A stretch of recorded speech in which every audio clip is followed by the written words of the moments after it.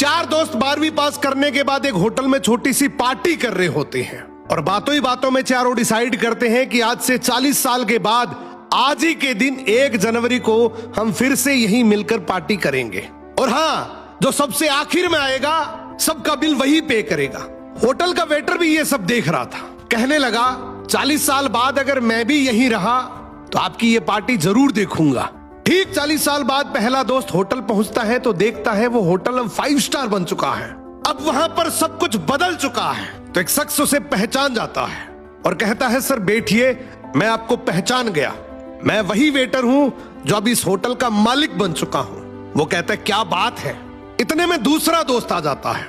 दोनों की बातचीत शुरू होती है कि बिजनेस ग्रो कर गया, सब कुछ अच्छा चल रहा है। दोनों अपनी अपनी बातें शेयर कर ही रहे होते हैं कि तीसरा दोस्त भी पहुंच जाता है, लेकिन चौथा दोस्त अब भी नहीं आया।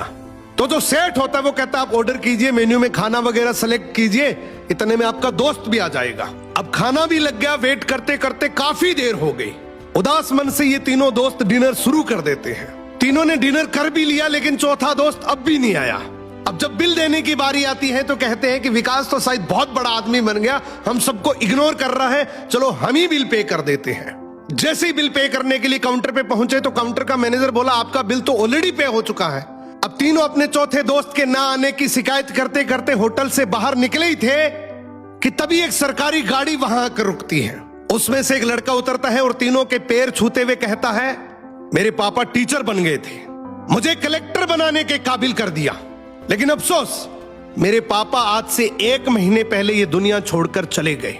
उन्होंने आखिरी वक्त में आपके इस वादे के बारे में मुझे बताया था और कहा था कि जब तीनों पार्टी खत्म कर ले तो उसके बाद तू वहां जाना और पेमेंट वगैरह कर देना। लड़का हाथ जोड़कर बोला मेरे पापा अब इस दुनिया में नहीं रहे, उनका वादा पूरा करने के लिए मैं आया हूं।